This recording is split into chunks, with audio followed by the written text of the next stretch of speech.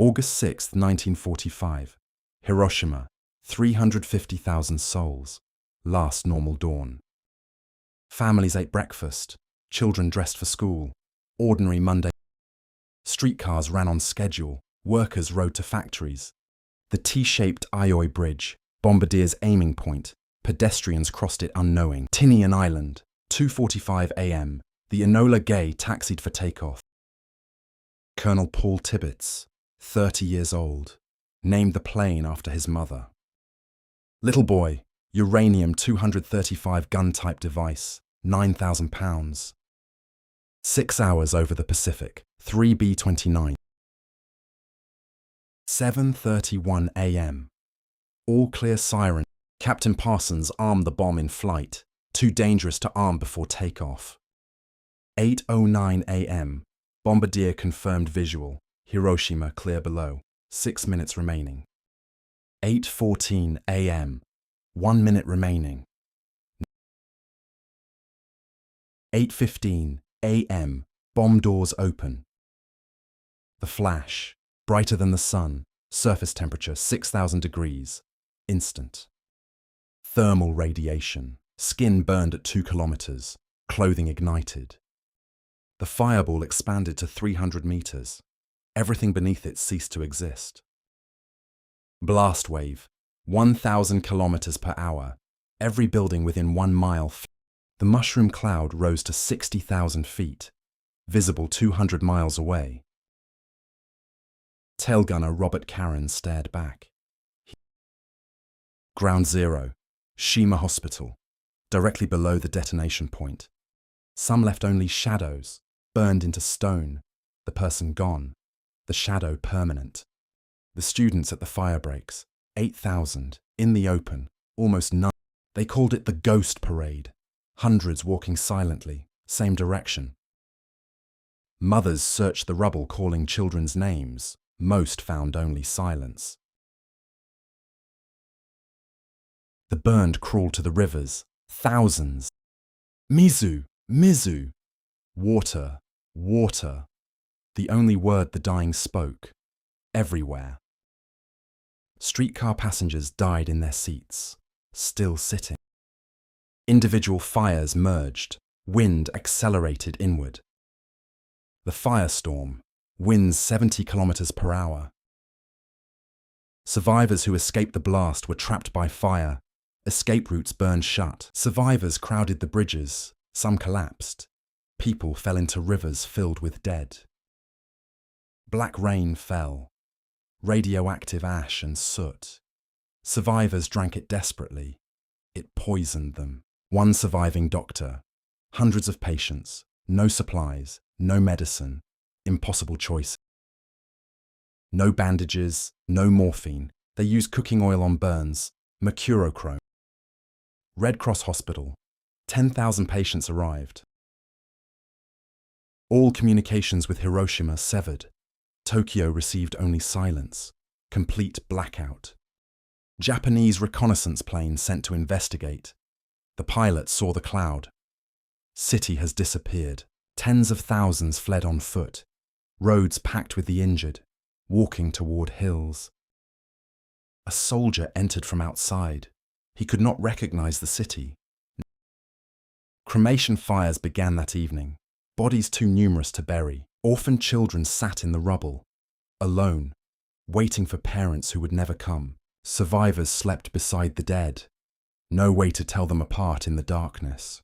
All night, voices called names into the darkness, searching, calling. No answers came. August 7th, dawn. The smoke began to thin. The true devastation became visible. Mountains now visible from the city center. Every blocking structure was gone, flat. Military relief units arrived. Soldiers who had seen combat wept at the sight. Body recovery began. Thousands of remains, many unidentifiable, collected by hand. The smell of death in August heat. Workers could not eat. Some could not continue. Schools became hospitals. Gymnasiums filled with the burned and dying, hundreds per building. People who seemed uninjured began dying on the second day. No visible wounds. Hair fell out in clumps. No one understood why. The invisible poison was working. Purple spots, bleeding gums, fever. The doctors had no diagnosis. Tokyo received full reports. A single bomb destroyed an entire city. Impossible, but true. Truman announced it from the USS Augusta, the force from which the sun draws its power. Headlines worldwide. Atomic bomb dropped. The world learned a new kind of weapon existed. Relief trains arrived from neighboring cities. Medical supplies, food, water, not nearly enough. Clean water arrived by truck. Survivors lined up for hours, thirst overwhelming everything else. Photographers documented the destruction. Many could not continue. Some images were suppressed for decades. A pocket watch stopped at 8:15. Glass melted, tile bubbled, time itself frozen. Second night, fires dying, survivors huddled in darkness. Thousands of children orphaned overnight. They gathered in groups. The oldest protected the youngest. August 8th, third morning, the smoke cleared. The full destruction lay revealed. Mass cremation in schoolyards and parks. Pyres burned continuously. The dome survived. Its skeleton stood alone. Everything around it had been erased. Radiation sickness accelerated. Vomiting, hemorrhaging, white blood cell counts collapsing. American planes dropped leaflets, warning of more atomic bombs. Family registries burned, entire family lines erased. No record they had existed. A soldier came home on leave. His home was gone. His family was gone. Everything. Schools became morgues. Families walked the rows, lifting covers, searching for their dead. Japan's war cabinet debated, divided. Some demanded surrender, others refused.